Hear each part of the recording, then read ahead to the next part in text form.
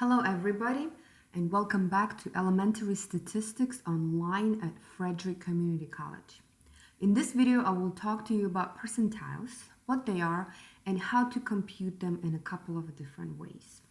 So let's go ahead and take a look at a definition.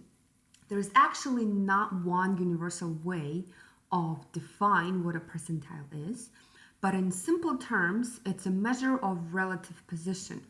So we say that if a number, x, is 70th percentile, that means it separates the lowest 70% of all the data from the highest 30%. And this might not make any sense to you until you see a couple of examples. So here I prepared a couple of examples that you might relate to. So if you've taken an SAT recently, then you know that the new scale is 1600, right? So that is the highest score that you can get. And once you take the test, you get results in two forms. So according to some data online, the raw score of 1300 is roughly 91st percentile. So if you scored 1300, that's actually really great, okay? Because that means only 9% of students did better than 1300 on a scale from 0 to 1600. So that's a great score. And this information is usually sent to you, okay? With the raw score and the percentile that your score is in. Another example that some of you parents might relate to is weights and head circumference of your children actually. So when you take your kids to the annual or semi-annual doctor appointments, they give you the weight, height, head circumference, right? Among other things, but those are some of the basic measurements. And for example, for my kid, at her 1 year appointment, her weight was in the 30th percentile, okay? So she was definitely below the average, which would have been 50th percentile. But what does that mean? That means that about 70% of all children of that age weigh higher, okay? Way more than her. So percentiles do come up in real life, and that's why we focus right away on this concept in this course, okay? So now let's go ahead and take a look at a couple of different ways to compute percentiles. What I have here prepared for you guys is a set of numbers that represent weights of professional athletes, okay? And they're already ordered. And if you have a set of data that's not ordered, it's fairly simple to order it in Excel. You would go to data, and then over here you can see that you can sort it. So here you go from lowest to highest, or from highest to lowest. And that is one of the steps that you need to do. If you're ready to compute percentiles, the data needs to be sorted from smallest to highest, okay? Now, I'm going to show you how to compute percentiles by hand. That is using the formula that's described in our textbook. And then we'll check our computation with Excel. And the results will not always be the same. Okay?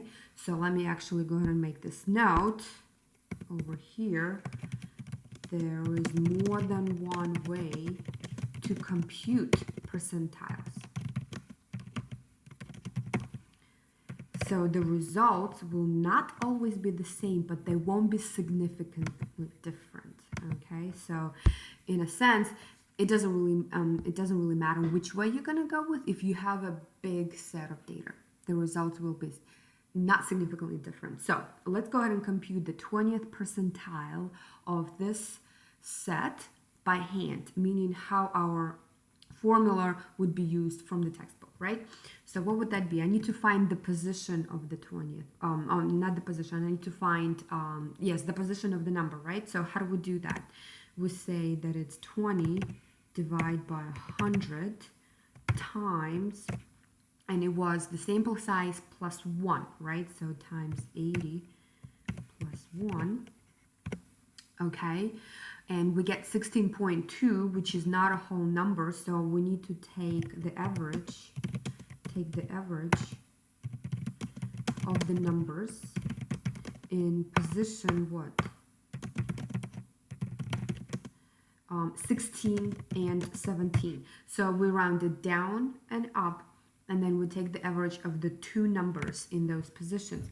So we're gonna go over here and highlight these two. Let me just highlight them. Okay, that's position 16, 17. The average of these two is what? It's 180, right? They're the same thing. So that is my computation for 20th percentile. Okay, this is 180 pounds. That number separates the data in the bottom 20% and the top 80. Okay, now how would I do this with Excel? I'm gonna say equal and just type in percentile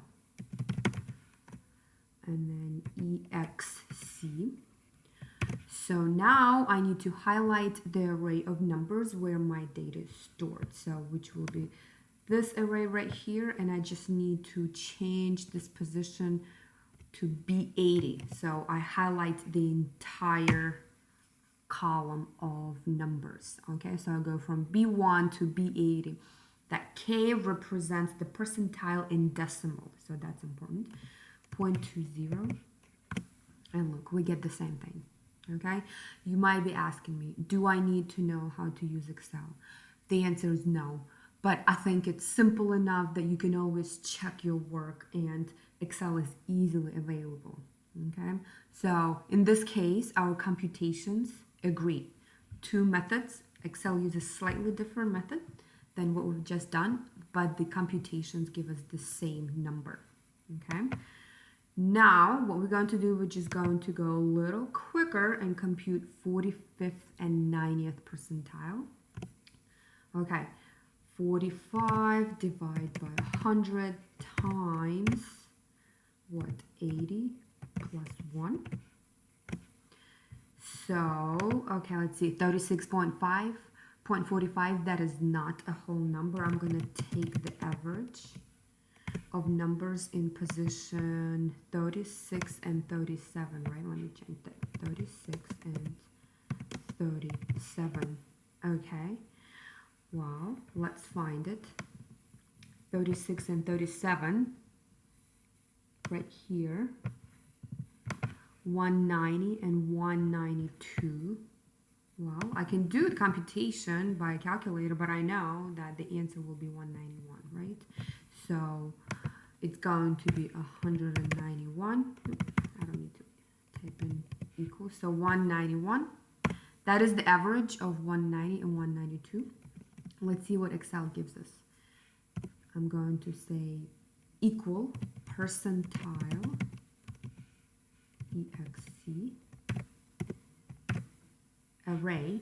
Okay, I'm going from B1 to B80. I'm just going to change my last number here to B80. K, you see how it's kind of giving you a hint what to type in. K in this case would be 0.45. All right, so we get 190.9. Is it different from 191? Yes. Is it a lot different? Not so much. If you were to round it, you would actually round it to 191. Okay, so if you get different answers by using different software, that's okay. That just means the methodology is slightly different. It's not a big deal.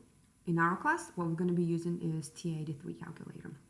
Okay, so 90th percentile, let's do one more time.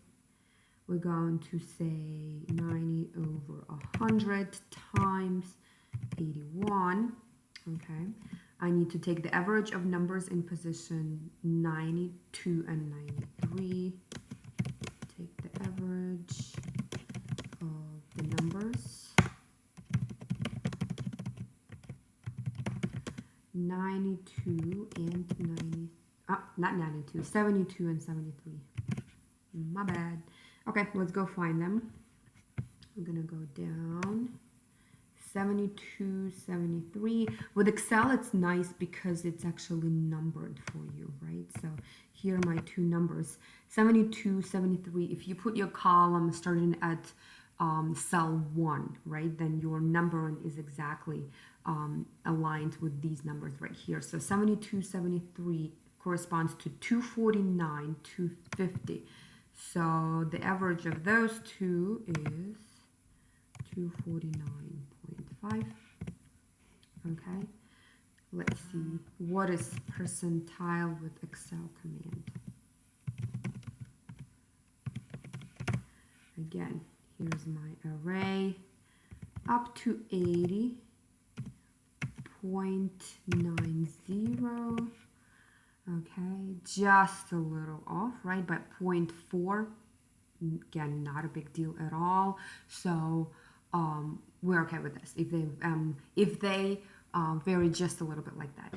Okay, sometimes they will be the same. So look, at 20th percentile is the same, 45th and 90th are different. Now, how would I do this on a calculator?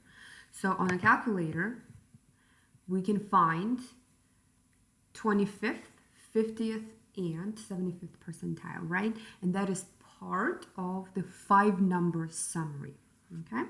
So if you take a look, I already plugged in all my numbers in here. So they're already ordered. You can also sort your numbers from smallest to largest, or largest sort on smallest on the calculator as well. But this one is already sorted. So before I do this, let's actually go ahead and compute the mean with Excel. So that would be the average, right? And we'll see if our computations are the same for Excel and calculator. So here's my average. So on average, athletes in this group weigh around 206 pounds, right? Okay, and let's do the standard deviation using this set as a sample. Okay, it is a sample because we know there's a lot more athletes than just 80. So what I'm going to do is say ST, standard deviation, right? So standard deviation dot, I'm using it as a sample, okay? And then I'm highlighting my column up to 80. So here's my standard deviation, all right? Let's see. Let's go ahead and compute all of these with calculator. So my data is already in. I'm gonna go to calc, one variable statistics, second L1. Okay, and looks like my mean is the same, so that is 206.175. That is the same. And then what am I looking at here? Sigma is the population standard deviation, right? That's not what we want. We want little s, subscript x, 30.1434, which is exactly the same as Excel. So these measurements are computed the same way. And we already knew that. We're just double checking. Okay, so now that we've confirmed, okay, some computations do match, most of them actually match. It's the percentiles that don't necessarily match. Let's go ahead and compute 75th percentile. How do we do that? Just like before, we're going to say equal 75 over 100 times 81. Okay, so we need to take the average of the numbers in position 60 and 61. Let's go ahead and find them. 60 and 61. So 227 and 230. If you can't do it in your head, that's fine. You can just do this. 227 plus 230 divide by 2. Okay, so 228.5. Okay, let's see what we get with Excel.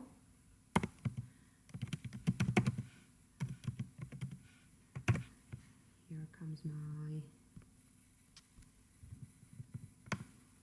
array up to 80. Okay, 0.75. Different. Yeah, that one is a little bit different. Let's see what our calculator will give us. Okay, so let's see. We'll go back here. We already computed a whole bunch of statistics. You go down, you're going to get your 5-number summary. Here's Q1, that is your 25th percentile. Median, that is 50th percentile. 228.5, that is 75th percentile by calculator. Okay, so let's say 228.5, and that would be your TI-83, 84. Okay, so this number right here matches what we've done by hand. Okay, all right, so if you're concerned about this topic, let's say for the test, not to worry. All I'm going to ask you is to compute Q1, median, and Q3, and that is really easy to do. Just plug in your numbers carefully in one of the columns, then go to Stat, calculate one variable statistics, whatever the column that you're using, enter, and you should get all this information right here. Okay.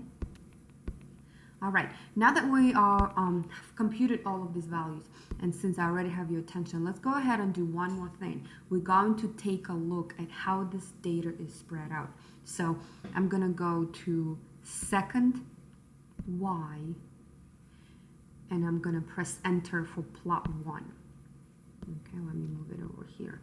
So I'm going to turn it on, and for type, I'm going to select this box plot right here, the very first one, that will show me outliers, if there are any. In XList, I'm going to use my L1. You can skip frequency, just keep it as 1, and mark. That is how you're going to mark outliers, if there are any. Okay, I want to see how this data is spread out. So I'm going to go to Zoom, and what I'm going to press is 9, which is Zoom Stat. So just press 9, and this box plot tells me how my data is spread out. So I'm taking a look at it. Let's see, let's trace it. Okay, my smallest value is 142, and then 25% of the data is between 142 and 182 pounds. Okay, then the next 25% of the data between these two values, 182 and 199. Now that you see there's a lot more accumulation in smaller space, right? So this is just a little bit more dense, if you want to think about it this way. Okay, there's exactly the same number of numbers, okay, number of data points between 142 and 182 as there is between 182 and 199. Then there's a little bit more spread for the next 25%, and then we have a similar whisker for the top 25%. So I'm looking at this data, and this is what I'm thinking. This data is pretty much evenly spread out, right? The whiskers are just about the same length. Yeah, my median does not sit in the middle, so it's a little bit skewed, but it's not very dramatic, right? And the whisker is just about the same, and there are no outliers, okay? So is this surprising? It's not surprising to me because I know that weights are typically normally distributed, so we haven't talked about what that means yet. But I wouldn't say this is exactly a symmetric distribution, but I would call it roughly symmetric, approximately symmetric, okay? And the reason is there are no outliers, the whiskers are about the same, the median doesn't exactly sit in the middle, but it's close, okay? So that is your box plot.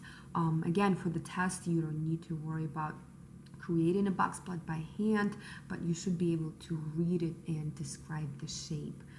So I hope this video was helpful for computing percentiles.